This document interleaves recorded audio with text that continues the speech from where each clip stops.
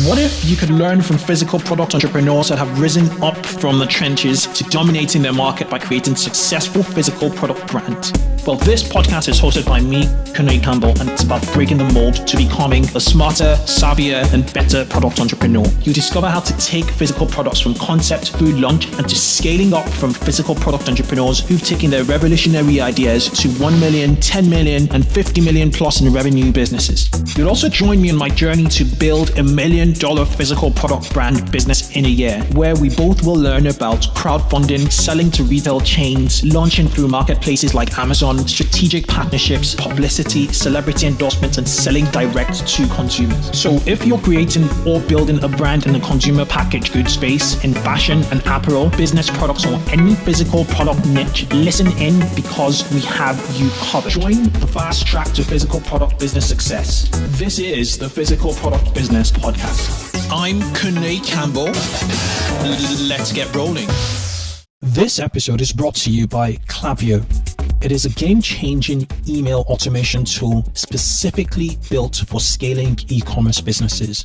I'm not just saying it. I use Klaviyo in my e-commerce store, and stores I advise for. Household names in the e-commerce space such as Brooklinen, Bonobos, and Chubbies use Klaviyo. Here's why. Klaviyo has one of the most impressive feature sets in the e-commerce email personalization space at the moment. Besides the one-click setup, Klaviyo's Pixel tracks visitor behavior to help you set up highly effective custom email funnels. Klaviyo also offers pre-built autoresponders for cart abandonment, upsells, and win-back campaigns. Klaviyo's most game-changing feature is its Facebook Audiences integration, which helps your email list to sync up with your Facebook ad campaigns. So as you continue to scale up your store, Klaviyo will help automate a lot more sales. Try Klaviyo today on klaviyo.com, spelt Klaviyo.com. Hi guys, welcome to the 2X e-commerce podcast show, the podcast geared to driving growth, both for businesses, fast growth businesses, the mid-tier of e-commerce. On today's show, I have a very, very interesting individual. He's a web manager. He's been executing digital for a predominantly offline business. So they're a Scandinavian minimalist group of companies, which we'll explain, shortly. And what they've been doing since 1964, I believe, since the 60s, don't quote me on the numbers, Yep. They've been selling furniture offline through a number of stores across the United States of America.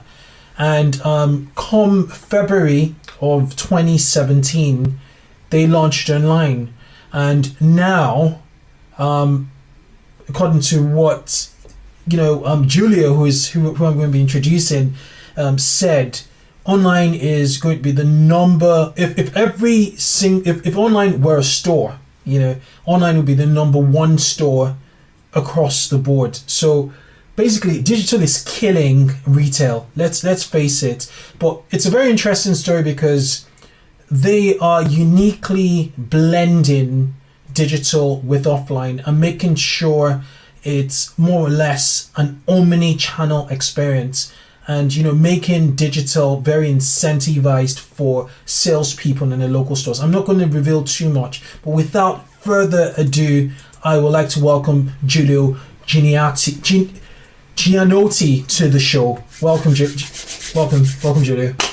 Thank you so much. Thanks for having me. Excited to be here and chat with you. Fantastic. So tell you a little more about where we're up to. Fantastic. So you're the web genius, the web guru out there at SCANDIS, I believe. But before we start, could you please just give a brief introduction about yourself, about the company, the unique. I haven't done it enough justice. I haven't done you enough justice. So if you could take a minute, 2, or maybe even 3 to just introduce yourself and the company. Absolutely. So excited to kind of share a little bit about us and myself here for you. I came on board in the company February this year, and my background is in graphic design and web. I've worked with company. I've done a lot of freelance in the past, and I've helped a lot of startup companies and I've done a lot of work in Shopify. And prior to Shopify, I've used other platforms such as Drupal, Joomla, and WordPress. So came on board in Shopify, and I've been in Shopify ever since. And the exciting thing is that with my experience in graphic design and e-commerce, I got this position here, which was a unique situation. This company, Scandinavian Designs, has been in business since 1963, and we have 32 stores. We've had an online presence, but never e-commerce. So I was challenged to come on board and help assemble this team where it will be the e-commerce presence for the company. And there was a lot of unknowns, a lot of fear of is the online going to cannibalize the business for retail? And so in a sense, everybody was freaking out. And is this going to work? Is this going to, make it or break us? But the business nowadays has changed. The customer is different. Digital, it really has evolved to a point that if you're not doing digital, you're going to get crushed. We see Amazons of the world and everybody else, and I think that's the future. So the company here has been 1963, traditional retailer selling furniture. Under what brand? Under what brand name? Under what brand name since 1963? Two brands. Scandinavian Designs is the original brand. The company founder came from Norway and founded a company here in California. And so it's a family business that's been in business for many, many years. And then they expanded under a name of Dania Furniture on the Northwest. How do you spell it? Dania, Dania. Okay, Dania. Okay. And so mainly Dania, it's located in Seattle, and there's so Seattle area. There's a few stores there. Okay. And and Chicago has one as well. And then SCANDIS was kind of like your pure play e-tail, entry to the world of digital.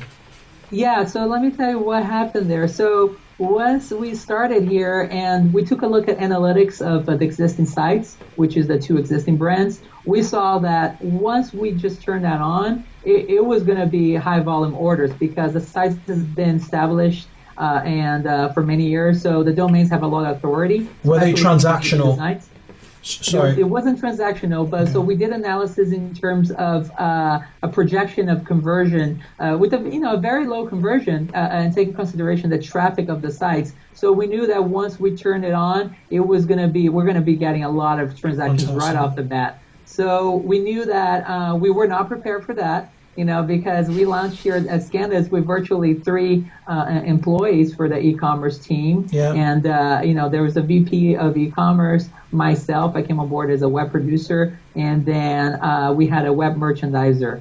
So the 3 of us launched SCANDIS, and we were leveraging resources from the existing retail business, which we have, our director, some marketing folks, and so on. So we were, in a sense, launch a business, a sub brand, totally new, and the goal was to test our capabilities. Can we? Because before the company did not ship across country, we only shipped locally to store locations. So we didn't know if we put something on the truck here in California, Petaluma, if it was going to get to New York in one piece. Yeah. We had no idea. So in order to not damage the existing brands, we thought it would be safe to create the sub-brand, assort some of the top sellers from the existing brands into this sub-brand, and go from there. And as we feel comfortable, we would get those learnings and transfer those to existing brands. So we have done that. Yeah, we have launched Dania Furniture in July. Okay. And now, and we're about to launch Scandinavian Designs here over the next couple months. So we're very excited about that. Okay. So you started out SCANDIS, early in the year, and then that followed with Dania, and then now you're going to be your plan probably after the holiday to move into Scandinavian Design. Awesome. Okay. So one choice of platform in terms of like e-commerce platform earlier on in the year, and 2, speed to market. Yep. Could you break down, what the thought process was on both, both angles?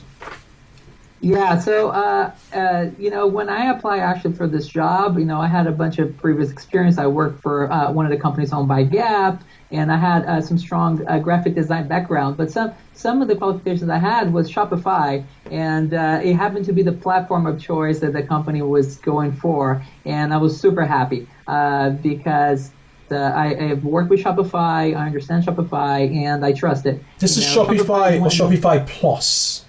Yes, so they hop on board in Shopify Plus due to the fact that we have a high volume traffic on the site. So they wanted to go with the Plus. Okay. I've had actually experience with the basic and pro account in the past. And so it was my first time with the Plus. So how from your experience, from your first time experience, how do they differ? It's almost like, if there were cars, how would one feel? Does one feel like a Mercedes and the other like a Volkswagen? In terms of like the basic and the Plus. I was so used to the pro account, and when I first joined the Plus, I was a little confused of like, what is the difference? What is the level of support? And it's not until you actually start looking into all the app options that are exclusive for Plus, and also Shopify has done a lot of work recently in terms of launching new apps for Plus members, such as Launchpad and Flow, and those apps are killer. They really are like, if you're about to decide if you should go Plus or not, those apps actually make a difference for any business. Fantastic. We're going to talk about Plus and Flow. Yeah. Sorry, about workflow and Launchpad and Flow. We're going to talk about it. Question for our listeners: at what point do you think, from a traffic perspective, should brands, probably on Shopify or whatever platform they may be on now, they might be on WordPress, they might be on Magento, at what point of traffic levels do you think a switch to Plus would make sense from your experience? Traffic in terms of visitors to the site, or because you did mention that the volume you guys were doing, warranted the need to choose Plus. Right. I think there's two ways to look at this. If you're a high volume store, you need a platform that can support that. I think that, and also it depends on the kind of business you're doing. Some other platforms that experience downtime, and Shopify Plus, really it's a very stable platform with very, very little downtime. So I think that especially if you have multi-brand, I would consider going to Plus. If you have specific needs in terms of your checkout, specific scripts that you want to develop, we want to have access to those. I would highly recommend going to Plus. If you have a in-house developer too, that you're going to launch a promotion, it's a buy more, save more, or has a specific need. You can easily do that with Shopify scripts, which is something that Plus only has. If you have a simple store and you're just getting to the e-commerce kind of market, you would do just fine with the pro account.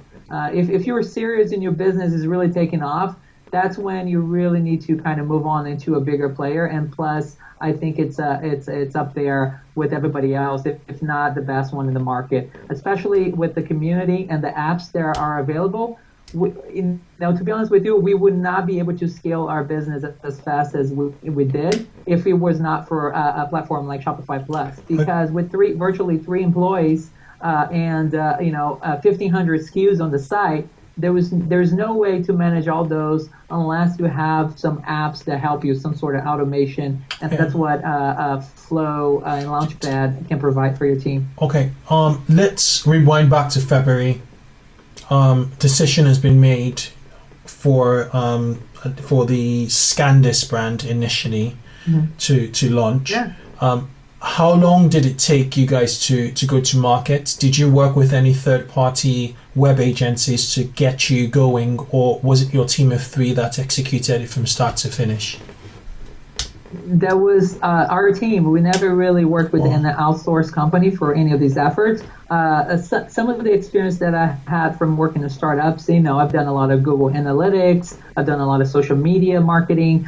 So I kind of knew, I've actually failed enough times to kind of know where we need to be now. So one of the things that I'm good at is to working with a very small budget. And any business starting, they don't have a big budget. So I've done a lot of testings to know how to work with a small budget. I almost think it as like you were in a poker tournament and you have a few chips left and you need to really play well. So that's the kind of work that I've done here in the beginning. And what we did was that this is how we really kind of jump-started the business. We had Scandinavian Designs, which was a site that was known and had a lot of traffic.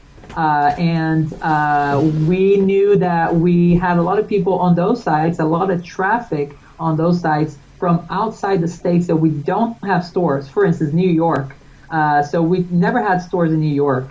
What we did was we installed a little a geolocation script that if somebody from New York was accessing Scandinavian Designs, they would have a drop down that says not nearby store, shop on SCANDIS.com. So we were able to actually send some of that traffic that normally would not be able to buy anything into SCANDIS where they could. So so that was really, really good jump start. So that way we start having some sales, based on the existing traffic from the other sites. And after that, combined with a launch of channels like House. House, it's a big channel for us. It's a furniture platform that can easily just plug and play into Shopify. Okay. So just having, so House, it's been something that we plug into Shopify without actually any effort whatsoever. You just turn it on and the items populate there. Right there, like the Facebook shop with Shopify. Exactly. Wow. Exactly. Wow. So now the House is probably a good 10% of our business, So things like that, easy access, plug and play, and also combined with the apps that we've installed and the social media work that we've done. I like to think it's that all these little things add up. And you start having orders and you're like, where they're coming from? And the answer is everywhere, because you're doing all these things. Yeah, I absolutely agree with you. Absolutely. So how long was development time? Did it kick off in February, or did you start development in February? No, we kicked off in February. So before I arrived, they already had done a lot of work on the site. So the site was already being worked on. When I came on board, it was more about launching it and making it work. Okay. So I knew that I needed to focus on money because I've been a part of launches before, and people put a lot of expectations on site launches, and a lot of people are in the impression that if you just turn things on, they'll sell. Come, you build it and they'll come. And online, you need to go and find. You need to find the customers, which begs the question: what's been the most effective marketing tactic you've employed that has given you leverage and made digital the fore of every other single channel in the business? Come the end of the year. It's such a combination of things, and the interesting thing is that we're doing things differently than the rest of the company because we have all these technologies, this new technology. The retail has this proprietary platform that was built many years ago, and not to discredit the platform, it was built a long time ago, but now because we have the abilities to plug into new technologies, we can test things so much faster. Let me give you an example of things that has succeed for us. I knew that we had a little bit of an issue with out of stock items. So we ran out too soon of product, so people wanted to buy a specific bed, for instance, and that was like a lot of times was out of stock in stores. So I knew that we had people waiting for those, and one of the apps that we found was a back in stock app. So I installed that app in the site, and within like 2 days, we had like 50 or 60 people sign up for one item, and I thought it was like it's so basic, such a basic app to in the tech space, making such a huge impact. Exactly. Yeah. But if you don't have something like that, you can't keep track of how many people are waiting for something. So as soon as I installed that, I saw that was going to be big because people were signing up and waiting for it. And even if you give, let's say, a 5% conversion on people waiting for things, that's a revenue conversion. Yeah. On a business that has an average store value, average order of like $900. Yeah. So and then once the things kick back in stock, everybody gets an email and everybody starts shopping. It's crazy. Well, so, it's amazing the kind of leverage you build with building a brand offline in retail, having physical retail brands, because even if people don't enter the store that much, every time they drive their car past that store, it's a brand, it's brand recall. It's brand recall. It's brand recall. And it's awareness. And the moment they kind of think about that sort of product, the store, in this day and age, they pull out their mobiles and they just want to search. So it's quite interesting. Do you track brand name search? And if you do, have you seen any trends? We, just to kind of add a little more to what you're saying, you said it's very true. And I think that this is the feature that we're in here, which is the business that are going to survive are the business that do this well, the online and the in-store. So you have to have this omni-channel experience. Talking to each other. The retailers are closing, and we're in a point that you see a lot of these big companies closing. And I think that's it, So the businesses that are going to succeed are the businesses that can merge that physical presence and the online. Because to the customer, we have our name. So Scandinavian Design is a name, no matter if they go online, if they go in store. So what we're working on is to bridge that experience into the customer goes in store, and if the customer is not ready to shop, the associate can say, feel free to go on our website and go from there. We have the sale ending on the weekend. Yeah. And then, they continue to experience Let's talk about, because prior to this, we did talk about, which I found very clever, and not many people are doing it, the fact that your associates are affiliates. Yeah. Let's break that down to the audience. How does it work? It's a very clever, because a lot of retail ground staff see the web as the enemy subliminally, not necessarily always directly, but the web is there to suck sales. But in your case, you go for it, please. Yeah. No, this was that was a big one. This when I first started in the company here, I started seeing the concern from the stores and the folks that are on the retail business saying the concern of how is this going to work? Is this going to take away from the stores? They were convinced that it was going to cannibalize the business. So I was challenged to find a way of how our associates, because we still have a traditional system in stores, which the associates make commissions. And that model might change over time. It's just because this company has been doing things the same way for forever. So there's still that way of doing business, which is, you go in store, there is an associate there that is experienced in furniture. They help you, they make the commission. Yeah, so, I think the average order value also begs, begs that model. Yeah, you can get away if you're selling, $100, or $200, stuff. Then you think about commissions and you're like, nah. But if it's 1,000, then you could, give them some. But here's the thing: we're also in the business where it's very important to see the product in person and talk to an experienced person. So online, there's so much that you can convince the customer to buy that, $2,000 couch. They can feel it, they can sit on it. So going to store is very valuable for our customer because they experience the product, and the associate is very. This company here, most of the people here have been here for 20 years and plus. We have some really, really old school employees in the sense of being very knowledgeable about the product, so which is great. So it was almost a disservice if we didn't actually honor that legacy. Like, we're going to make this work and get them on board instead of them being afraid of this. They're actually going to use it. So we started brainstorming some ideas, and I came with this idea because I've done affiliate marketing before for different freelance work that I've done, and I've used like Share a Sale, some of these sites that are out there.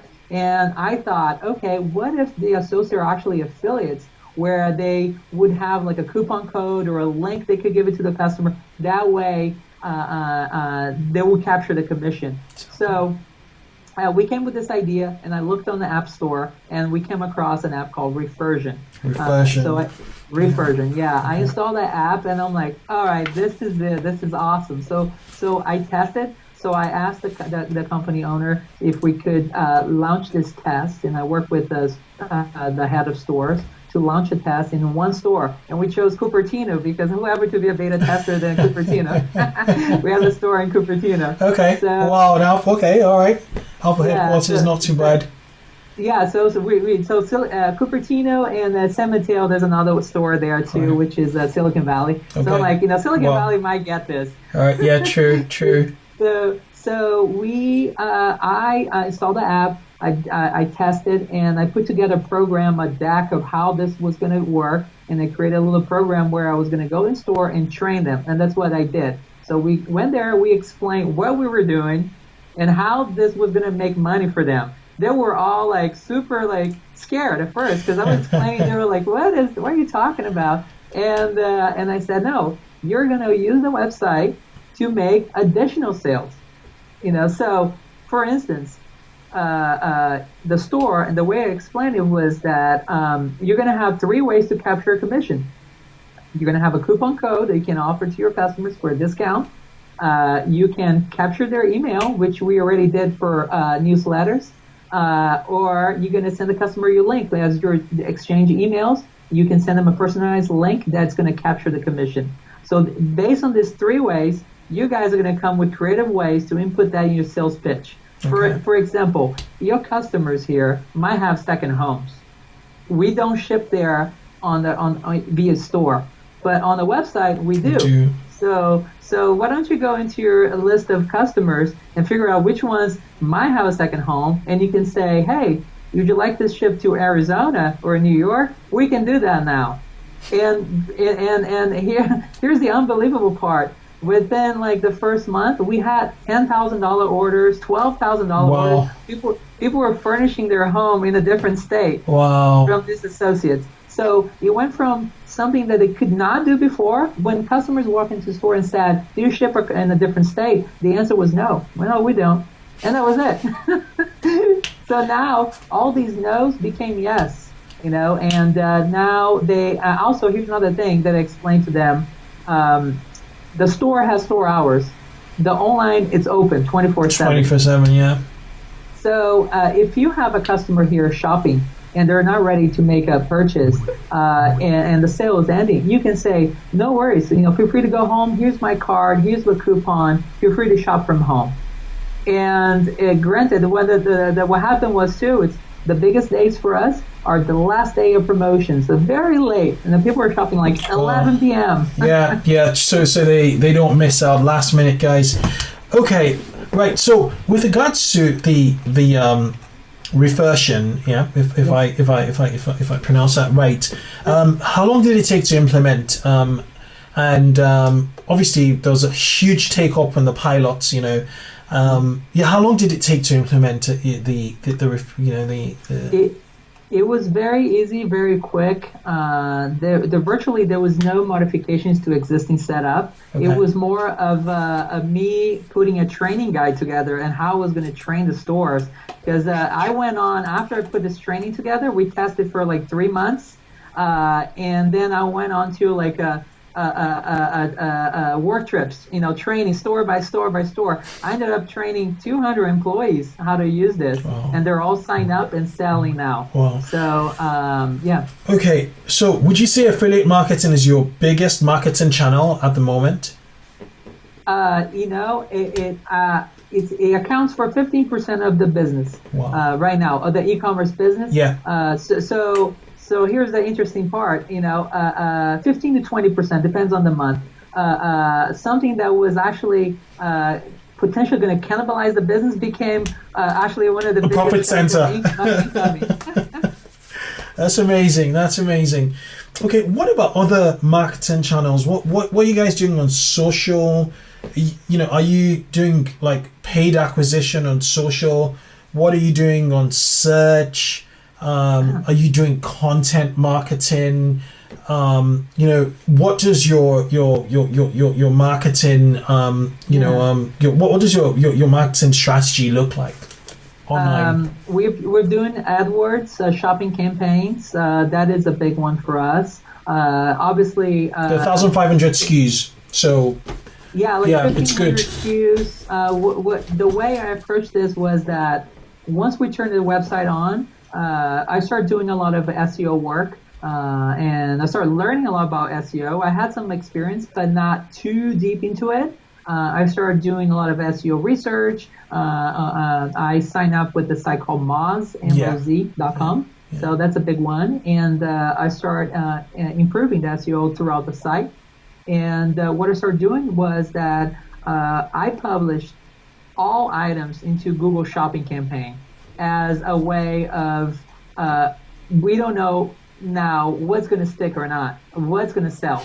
Because you don't know what keywords are going to do the best. So after things start actually clicking, and I think I mentioned that prior to you, it's like one of our top items on SCANDIS was an orange desk chair. It's so strange. And it's this desk chair, office desk chair. It's $500, and it's an ergonomic desk chair. It's awesome. The desk chair, don't get me wrong, it's awesome. It was pretty. It was that in our previous conversation, I was going through the website and I was like, I like your office chairs, by the way, and that's what. Yeah, they are beautiful. Yeah. So thank you. And they don't sell in stores. Nowhere near what we sell online. That item became our top SKU. Out of the blue. And when I was visiting stores, I told associates, we sell this orange desk chair. It's a top seller. They don't understand it. So that one desk chair, and that's the beauty of e-commerce. You capture people that you couldn't before. So this desk chair, the wild desk chair, was featured on the HBO show Silicon Valley. And we had no idea up until we turned it on, the Google Shopping ads, and people start buying. And I started digging on, how are they finding out about this chair and why are they buying it? So I look at the analytics. I started seeing, I came across some Reddit posts and people talking about the chair. And I'm like, oh, that's why. So, since then, what I do is I find these opportunities and I start then breaking them into groups. For instance, I publish all items on Google Shopping campaigns as one ad. And the ones that are performing well, I start breaking them apart. So let's say I start selling mirrors. So because you have one budget and you might run out of the budget with things that you don't know or you're not selling, I start then taking these groups like mirrors out of that pie and then putting them on individual ads because I know they're performing. And then I give its own budget and I let it run. So that's what I start doing. I start kind of breaking everything into individuals up until a point they're self-sufficient. Okay. Nice. Very, very nice. And do you take some of these insights to like Facebook advertising and other channels? Yes. Wow. Yes, absolutely. That actually, the SEO and all these findings dictate everything, even how we do things, and even the company how they buy products. Because, for instance, we have a mirror. Speaking of mirror, we have a mirror that is a 36 round mirror. It's called Maya 36 round mirror. That's the name of it. And people start buying that out of the blue. You know, we don't sell that many in stores, but they start buying that because on Google, people are looking for 36 round mirror or just round mirror. All right. Okay. You know, and then things kind of start spiking, and you're selling all of a sudden like 30 of these units like in a week. And then I approach the buying team and I say, I need a different 36 round mirror. We need different price points for 36 round mirror. It's a category in itself. Yeah. Exactly. So we're finding these little opportunities. Another one is we have this bench. It's called the Raholt bench, which is a woven, a teak bench. And that's how people were coming across it. It became a hot item too. And in stores, it's not whatsoever. So it's a teak bench, about $250, $300. And that's it. You know, and we sell a lot of those. That's pretty much it, just because it's got searchability. People are looking for those items. So what's your take on like the emergence of social on the one hand, in which, you know, Facebook, especially Facebook, they kind of, you know more about us than, you know, we know ourselves. They can almost predict our next move. Yeah. And, you know, advertisers using, you know, the intelligence, the AI intelligence and the social graph of Facebook to, you know, to acquire new customers, you know, based on audiences and, you know, preferences and taste. How do you see that playing side by side, like the demand-based marketing, which is search? You know, social media, I see all these channels as just different channels, you know, different people and different opportunity. And social media has become a big one for us, especially Facebook. And the way I started tackling Facebook was analyzing the data on Google Analytics to see what was the age there, the page views, the bounce rate. You start analyzing all that data and you put this together, a little profile, who your customer is. And then you start publishing ads. And then what I did was I started targeting mainly locations where we didn't have stores. Okay. And with that in mind, so you start targeting people that like similar brands, people that have recently moved or in search for new homes. You can do that. You can do that. Yes, you can do that. And then so I do a lot of testings like that. So what I do is I start creating. If I don't know who my customer is, I have an idea, but I don't know the details. I don't know what's going to do good or not. I start creating multiple ads with different targeting audiences in all the scenarios, such as recently moved, income, people that are trendy homemakers, and so on. You know, people that like Scandinavian furniture. You start doing all these tests. And you start reading the data. So you let it go for a few days and you read the results. How many people actually were clicking, engaging, adding to cart. And even if you don't sell anything, that data is super valuable because you're seeing what's actually showing interest, you know, what's sticking. It's just a matter of time that they're going to buy something. If the data is good, it's just a matter of time. Yeah. So, and then there's also content and photos, photography. It's a big one. Yeah. If you don't have engaging lifestyle photos, I feel like channels like Instagram and Pinterest and Facebook too, if you don't have engaging photos, it's not going to sell itself. So first you need a grabbing image, something that looks good, and something a good price point, and then you start tweaking all these target audiences, and then you just let it do. So it has to be a combination of things, but you don't really find out until you start reading the data and you start tweaking. And even after it starts working, there's tweaks, weekly tweaks. Yeah, you have to. Making those adjustments are so important because other people are making adjustments. You know, other advertisers are tweaking their bids. You know, in the auction. You know, other people are improving their creative, and you know, people don't want to be served the same. They don't want to see the same creative, or they get bored. So it's a constant. You know, and I often wonder. You know, brands. I think going forward, personally, I think if you're very serious about like paid social, you should have one person in a company just doing the paid social, across the board, whether it's Pinterest, Twitter, Facebook. Absolutely.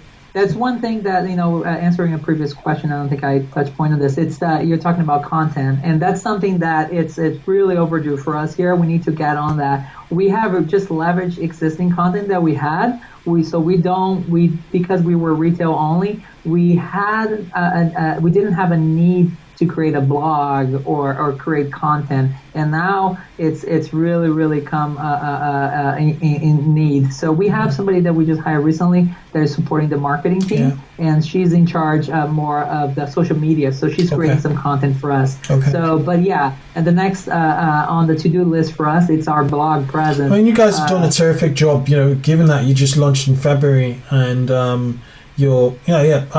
just heard really, really good things, and it's a step by step. If you take a big bang approach, you start to, it's better to do small things properly over time to get great results, rather than trying to be great and then disappointing yourself. So absolutely. It's very exciting to be able to do all these new things, but also you can easily lose focus and start doing too many things. So exactly. It's good to kind of take a step back, incremental, seeing what's working. Exactly. But to a point, just to kind of add on to the fact that we don't have a lot of content creation right now. What we do too, we leverage a lot of user created content. So for instance, reviews. So some of the newsletter message we send with customer reviews, existing customer reviews. Speaking of reviews, I know you mentioned an app which you use, which is Stamp.io, because I noticed when I got to the SCANDIS website, Facebook page, you were able to, which I've never seen before, import your reviews from product pages into Facebook. Guys, that was amazing. Check out their site. It's an app called Product Review Add-on by Stamp.io. Is that correct? Exactly. That is. And I've worked with that app before, right? But not with the premium account. And I knew that was the price was on point. Some of the things that some of these big players on review apps they are very pricey. I don't want to name names, but they can get very pricey. So some start with Y. So I'm not saying that they're not good. What I'm saying is that once you're starting the business from zero, you don't have sales to say, okay, I can afford $600 a month on just on a review app. It's ridiculous. You have zero reviews. How are you going to pay $600? So. Yeah. So there, I'm just on their page now. So they have a 7-day trial. And then the price point is $7.50 to $15. Anyone can do this. Anyone can buy this. How does this compare to the default review app Shopify has? It's really kind of Shopify app, Shopify review app on steroids. That's why I. Okay, gotcha. So that's why I think it's called add-on, because it takes that. Just the simple step of sending a review and adds on a bunch of functionality, such as follow-up email after certain days to require a review. And if you want to set up, if the customer wants to add a photo to the review, it lets the customer do that. And then it takes on to, if you want to thank the customer with a coupon, you can assign that to happen. So right now on SCANDIS, if a customer, we don't advertise that write a review and you get a coupon for a percentage off. It's like a surprise and delight. As soon as the customer sends a review, they get a thank you email with a coupon to use the next time. Okay. So we do that through the app. There is a feed of customer photos that you can do on pages, and the app keeps getting better and better. And is there an email flow? So post purchase, it chases up with customers, and you can customize it. So in your case, obviously you guys don't do next day delivery. Your orders are bulky. You need to schedule some deliveries. It might take a week to maybe a few weeks. Are you able to? Does the app know when an order has been delivered, and then it starts to time the reviews? Exactly. Is it okay? So it has all that. You can set up it to a point that is delivered and then to start counting, or you can count it from before. Okay. I usually give about 3 weeks to be on the safe side, because some of our orders are cross country. So I give it 3 weeks, but to be honest with you, I set everything on the schedule, but I always actually go there to kind of check because there's a neat function on once everything's on queue to send out for a request for review. It also adds the app has a little suggestion, similar items. You might also like this, so you can customize those. So I use that as an opportunity to kind of upsell things, So I see what the customer ordered, and I put things that might go together. Cool. And could you import your reviews from a previous app? Absolutely. To it automatically? Awesome. Okay. Absolutely. You can import existing reviews. Here's the best thing about this app: the customer support that they have. It's sometimes like they answer me in 2 minutes. Wow. It's unbelievable. They're serious, and really serious. I think the owner of the lead guy of the app, his name is Tommy, and usually he's the one answering. And I actually start using this app via the community. So if you're on Shopify, Shopify Plus, really you should join the Shopify Plus Facebook group, because so there's a Shopify Plus Facebook group. Okay. Absolutely, because all these merchants are there talking about the best apps out there, and they're giving suggestions. They're a very nice community that you can just say, guys, I need to improve the search on my site. What are you guys using? Okay. So so it's. I think I'll try and join it because I like to get a lot more interviews, from and I think it'd be, if I just throw a request, I'm sure lots of people will be like, hey, I'm interested. Speaking of apps, let's talk about the automation apps available on Shopify Plus. There's Launchpad and then there's Flow. You had very, very, very, very interesting things to say about both apps. What's your take on Launchpad? How does it compare to Flow? Launchpad and Flow, great apps, different apps. It might sound like the same thing, but it really is not. Launchpad is more for launching sales, scheduling price changes to go up or down, and to even change your homepage look. So it really supports you once you're having sale campaigns. Okay. The way we did this before, sorry, let me just finish the thought here. So, and then Flow, it's an automation tool where you can create workflows. Most of the times I use product-based workflows. So think about if this, then that. So if you add a new product to your site, and this product has in the name nightstand, then add a tag nightstand. Okay. And then so that creates the whole automation of this item being populated to the specific location your site that you want.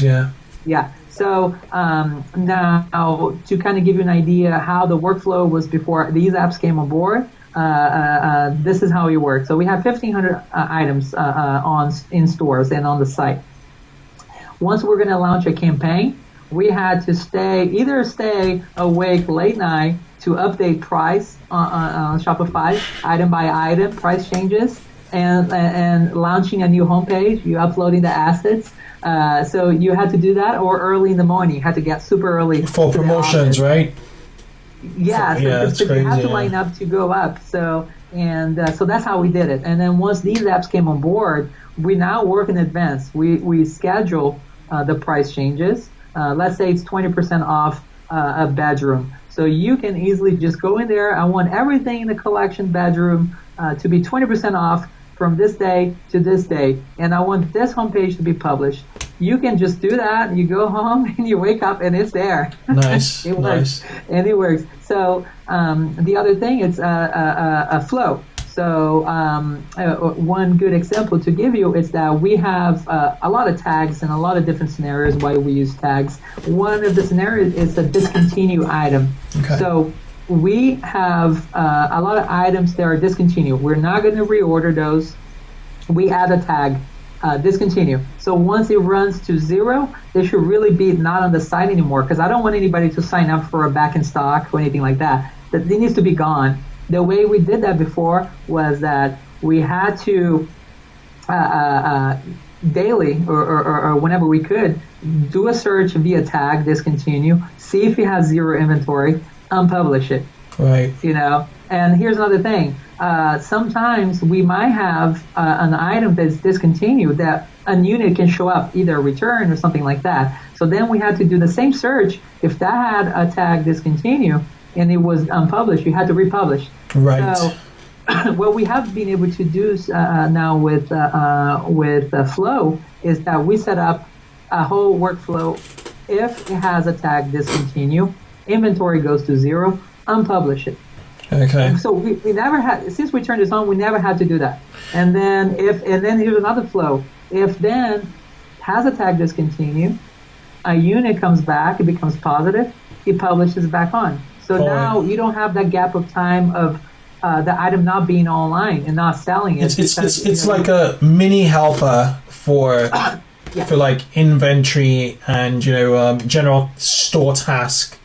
And does it have alerts too? Does it tell you, okay, this is less than 5 because you set an alert and then it tells you?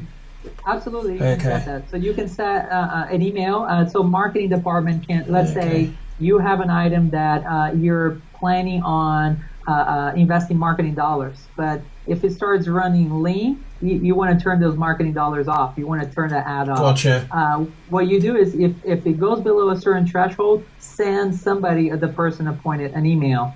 Okay. So it looks like Flow is more back office management within Shopify, and Launchpad is more forward facing, which is more marketing, promotions, pricing, what the consumers actually see. And then, Flow seems to be behind the scenes, like stacking the shelves, more or less. Yeah, both automation. Both of them take care of big issues, repetitive tasks. Yeah, and it saves you a ton of time and keeps your teams lean. Well, time and save money because to kind of go back to the example, it's that if the item for some reason we couldn't get to it, we didn't see it, and it's unpublished, it's not selling. So if it's not up on the site at all times that it needs to be, you're potentially losing money. Yeah. Awesome. So we've talked about so this is a really two really interesting features of Shopify Plus.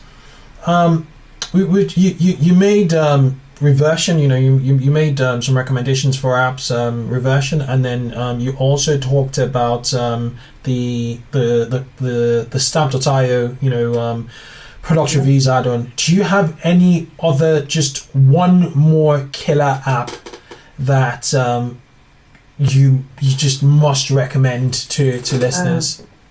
God, if I need to choose. Okay, so I think that this app might be a kind of boring choice, but it's super important. It's a meta fields app. Okay. And there's different apps that do meta fields. So Shopify is excellent and we're super happy, but there are some things that you're like, why isn't this out of the box? And the meta fields, it's one of those. Meta fields are this little, hidden things that you can input throughout your site. Information behind information.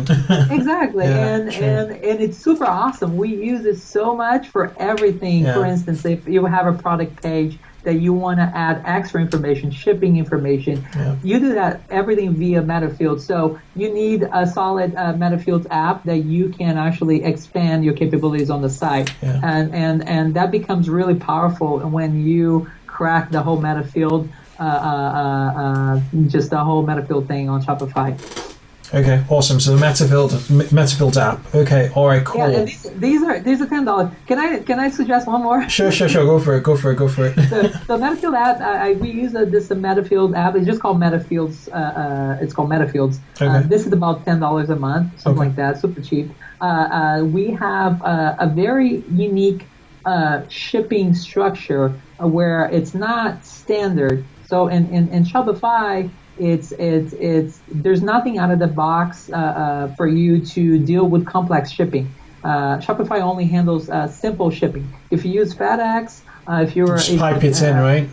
Exactly. The USPS, you can do that, but we actually don't use those very much. We use more LTL carriers and so on, and so we have big rules where We have white glove delivery. So a customer, if orders multiple items and there's a big item there, everything becomes a flat price. Okay. $1.99. So you need an app that can support that, and we have this app called Bespoke Shipping, and it's like PHP programming. So you just work with them and you tell them what you need, and they program it for you. Are you serious? Yeah, and so I just kind of explain them our situation and what we need, and they program that into us. This app is $10 a month. And, that's a steal.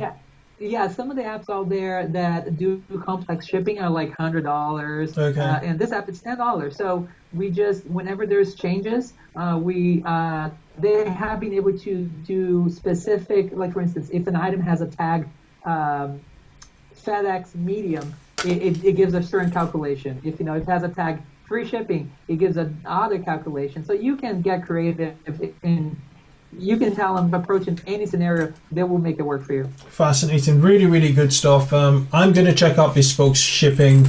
It looks interesting and it's cheap as chips, literally. Yeah. Okay.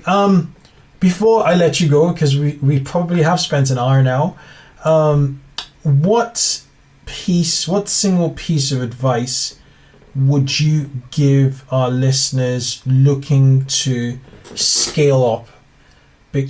Especially two kinds of listeners. One is the group of listeners who have stores, physical stores, and want to sort of get a real OmniChannel blend to make things work, and the others are sort of mid-tier retailers. Retailers doing 1 million perhaps, and they really want to shoot up to that 10 million mark. What piece of advice would you give these sort of listeners?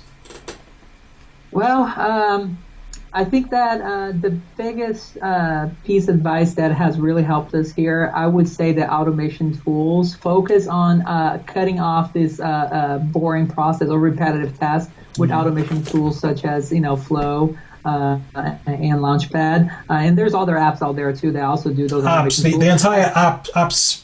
Research apps, right? Oh yeah. So if you start cutting down the process of these repetitive tasks, you can actually free up your employees to focus on important things such as merchandising your site. Mm-hmm. Your site needs to look good. But if people are busy with these tasks, which are background tasks, then the product suffers on the front end. So other thing is that it's very exciting times where we can do many different things. Yeah. Don't lose focus. Do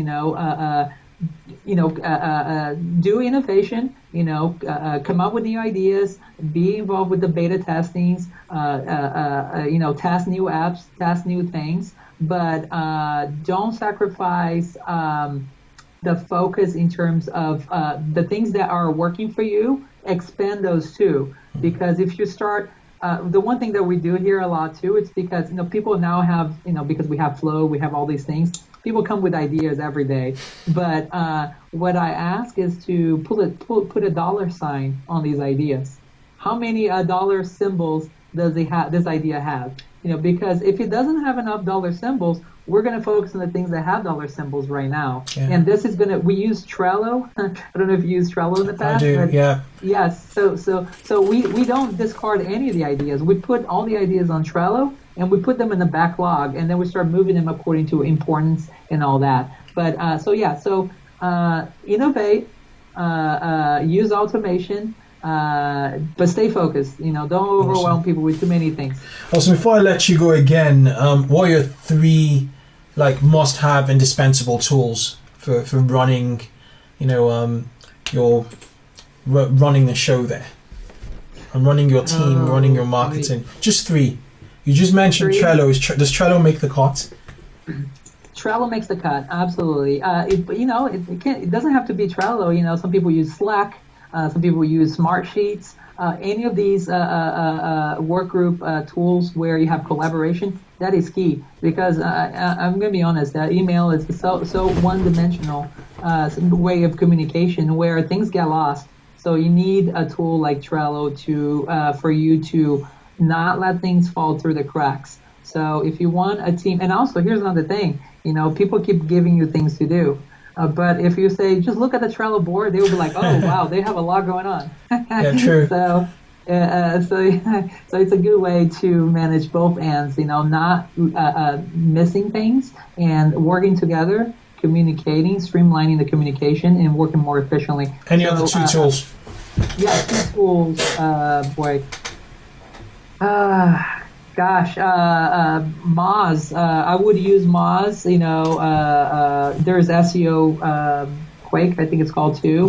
SEM Rush. Yeah, SEO Rush. Yeah. So SEO. You got to do SEO because SEO, it's organic traffic. Okay, you don't want to be spending money to acquire people. You want to get people for free. Absolutely. and SEO is the way to go. So do SEO.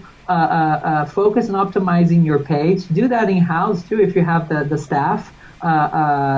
Do your research on SEO and optimize your site because that organic and simple things, like for instance, putting the keyword Scandinavian furniture on SCANDIS attracts thousands of people a month to SCANDIS. Now that we're page 1 on Google. Page 1 on Google, it's gold. It's gold. There's no okay, SEO, Moz,